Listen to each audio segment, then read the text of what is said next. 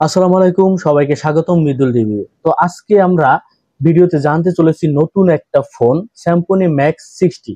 এটি দামে খুবই কম, মানে বাজেট লেভেলে বলতে পারেন। যাদের বাজেট একদমই কম তাদের জন্য এই ফোনটা আমি মনে করি ভালো হবে। তো এই বাজেটে ফোনের ভিতরে আমরা কি কি পাচ্ছি, কি কি পাচ্ছি না, কি কি সুবিধা পাবো এবং আসলে আমাদের কি কেনা উচিত হবে কিনা, এটা আমাদের জন্য কতটুকু দরকার হবে, এই সকল কিছু জানার জন্য আজকের ভিডিওটা আপনার জন্য। তো পুরো ভিডিওটা দেখবেন, এক সেকেন্ড স্কিপ করবেন না। চলেন শুরু করা যায়। প্রথমেই বলি, স্যামসং ম্যাক্স 60 এক নতুন বাজেট স্মার্টফোন, দাম মাত্র ৮,৪৯৯ টাকা।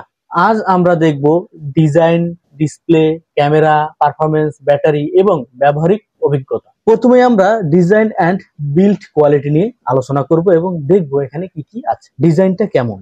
ফোনটা দেখতে সাধারণ প্লাস্টিক ব্যাক গ্লাস ফন্ট, এটা মোটামুটি মোটাই বলতে পারেন, 8.79 মিলিমিটার। তবে ওজন অনেকটাই বেশি আমি মনে করি, প্রায় 210 গ্রাম। এটা আমার কাছে মনে হয় যে অনেকটাই ভারী, কারণ এখন বর্তমানে কিন্তু আমরা খুবই হালকা হালকা ফোন কিন্তু পাই।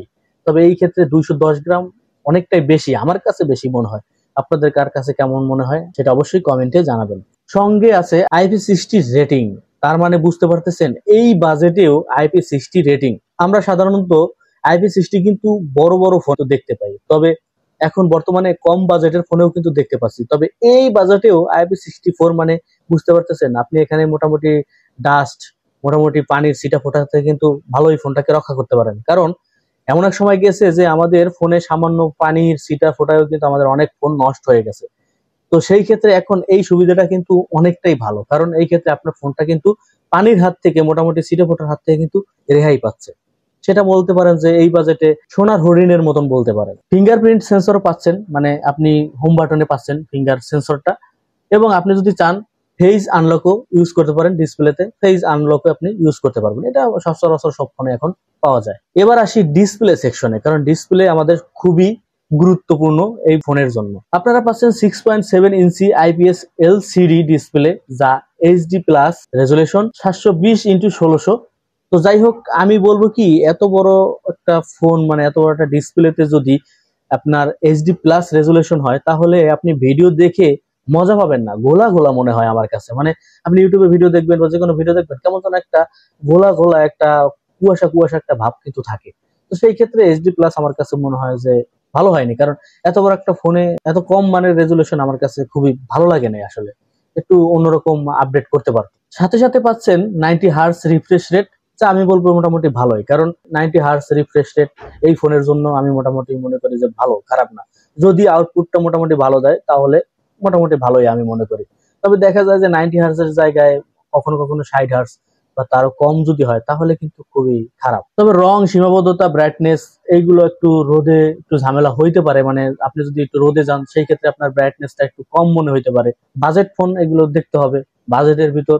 তারপরও ৮,৪৯৯ টাকা, আবার টাকাটাও কিন্তু অনেকটাই, আমি মনে করি যে একদম কমও না কিন্তু। সেই ক্ষেত্রে একটু বেটার ব্রাইটনেস দিতে পারতো। তো এরপর আমরা আসি ক্যামেরা সেকশনে, কারণ ফোনে ক্যামেরাটাও কিন্তু খুব গুরুত্ব। তো এই ফোনে ক্যামেরা হিসেবে দিয়েছে 13 mega plus 2 mega supporting lens.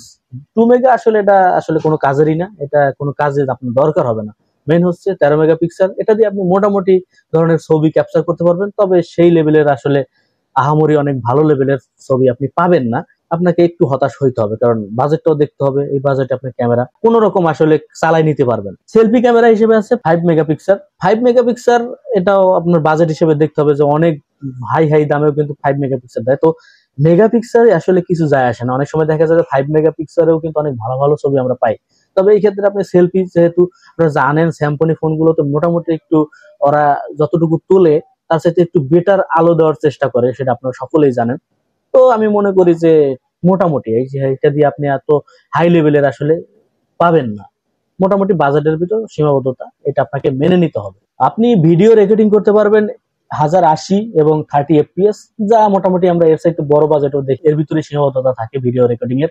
তো আপনাকে এটাও মেনে নিতে হবে। তাছাড়া আপনি আলোতে বা দিনের আলোতে মোটামুটি ভালো পারফরমেন্স পাবেন, একটু লো লাইটে মানে অন্ধকারে বা আপনার লো লাইট যখন থাকবে তখন একটু আপনাকে কষ্ট করে মেনে নিতে হবে। পারফরমেন্স যদি বলি মানে আপনার এটার ভিতর কোন ধরনের প্রসেসর বা কি ইউজ করা হয়েছে সেটা যদি আমি বলি, ইউনেস্কো SC9863A চিপসেটটি ব্যবহার করা হয়েছে 16 GHz অক্টা কোর। এর সাথে সাথে আপনারা পাচ্ছেন 4GB র্যাম, তারা বলতেছে ভার্চুয়াল র্যামও পাচ্ছেন 4GB। আসলে ভার্চুয়াল র্যাম 4GB এটা আসলেই এটা কোনো কাজের না, আপনারা সকলেই জানেন। তো মূলত পাচ্ছেন 4GB এবং 64GB। তো 64GB এখন বর্তমানে একদম বেশি না, খুবই কম। 64GB আপনার দেখা যায় যে অল্পতেই কিন্তু শেষ হয়ে যায়। তো এই ক্ষেত্রে আপনার বাজেটটাও দেখতে হবে। তবে আমি মনে করি যে একটু যদি বাড়াইতো, 4GB ঠিক রেখে যদি 128GB দিত তাহলে আমার কাছে মনে হয় যে একটু ভালো হতো। 64GB কিছু করার নাই, তবে 4GB আপনাকে মেনে নিতে হবে, কারণ এই বাজারে 4GB ঠিক আছে। তো অনেকে ভাবতে পারেন যে র্যাম যেহেতু বেশি, গেম খেলা যাবে কিনা, মাল্টি টাস্কিং করা যাবে কিনা। দেখেন, আপনাকে দেখতে হবে যে এটার যে চিপসেট মানে প্রসেসর সেটা কিন্তু তেমন ভালো না, একদমই ভালো না বলতে পারেন, মানে মোটামুটি। এটা দিয়ে আপনি গেম খেলতে পারবেন, আপনি 2D টাইপের গেম খেলতে পারবেন। তবে আপনি যদি চান যে আপনি ফ্রি ফায়ার বা পাবজি গুলো খেলতে চান, খেলতে পারবেন না একদম সেরকম না, খেলতে পারবেন, তবে আপনি সেই রকমের পারফরমেন্স পাবেন না। তার মানে আপনার খেলা আর না খেলা একই কথা। তবে আপনি 2D টাইপের গেমস খেলতে পারবেন। আর মাল্টিটাস্কিং একসাথে 5টা 6টা অ্যাপস রান করে যে চালাবেন সেটাও আপনাকে একটু স্লো কাজ করবে। তো আপনি মোটামুটি একটা বা দুটো ব্যাগে রেখে চালাইতে পারবেন। আপনি চাইলে ইউটিউবে অথবা ফেসবুক এগুলো ইউজ করতে পারবেন অনায়াসে। ব্যাটারি ও চার্জিং এর যদি বলি, তাহলে এই জায়গায় আপনারা পেয়ে যাচ্ছেন সবচাইতে ভালো, এই বাজেটে সবচাইতে বেটার যেটা করছে সেটা হলো ব্যাটারি। এই বাজেটে আপনারা পাচ্ছেন 6000 mAh ব্যাটারি, মানে বুঝতে পারতেছেন। আমরা দেখি যে 20,000 22,000 টাকার ফোনেও 5000 এম্পিয়ার ব্যাটারি পাই, সেই জায়গায় আপনি পাচ্ছেন 6000 mAh ব্যাটারি। তবে এই জায়গায় একটু দুঃখের সংবাদ হচ্ছে চার্জিং এর ব্যাপারটা এখানে স্পষ্ট না। যতটুকু বুঝলাম এখানে আপনি হয়তো বা ফাস্ট চার্জিং পাচ্ছেন না, আপনাকে স্লো মানে ফাস্ট চার্জিং এর যে ব্যাপারটা সেটা আপনি পাবেন না, মেবি এখানে সেটাই বলতেছে। তবে আপনি কিন্তু অনেক সময় ইউজ করতে পারবেন, মানে এক চার্জে দেখা যায় আপনি সারাদিন কিন্তু খুব অনায়াসে ইউজ করতে পারবেন, কারণ যেহেতু ব্যাটারি এমএইচটা একটু বেশি। সীমাবদ্ধতা বা সমস্যা, বা আপনি যদি চান যে এই ফোনটা আসলে আমরা কি পাই নাই বা কি পাইছি, সেটা যদি আমি বলি, এই দামে কিছু দিকে আপনাকে একটু ছাড় দিতে হবে। সেটা হচ্ছে যেমন আপনার ক্যামেরা পারফরমেন্সের যে ব্যাপারটা সেটা আপনাকে একটু মেনে নিতে হবে, কারণ বাজেটটাও দেখতে হবে। আপনি অনেক ভালো ভালো গেমস খেলতে পারতেছেন না, 2D টাইপের গেম খেলতে পারবেন, হেভি ইউজ করতে পারবেন না, এইটা আপনাকে মেনে নিতে হবে। তাছাড়া আপনি যদি এখানে চান যারা মোটামুটি ভিডিও দেখবে বা মোটামুটি ধরনের 2D টাইপের গেম খেলবে, বা আপনি ফেসবুক ইউটিউবে সময় দিবেন, সেই ক্ষেত্রে আপনার জন্য এটা বেটার। সামগ্রিক মূল্যায়ন বা সিদ্ধান্তে যদি আমি বলি যে এখন আপনি এটা কি করবেন, আপনার আপনার কি উচিত এই ফোনটা ইউজ করা, তাহলে আমি বলবো এই ফোনটি এমন একজনের জন্য উপযোগী যিনি দামে কম রেখে দীর্ঘদিন ব্যবহার করতে চান বা ব্যাটারির মানটা অনেক ভালো চান, তাদের জন্য এটা ভালো।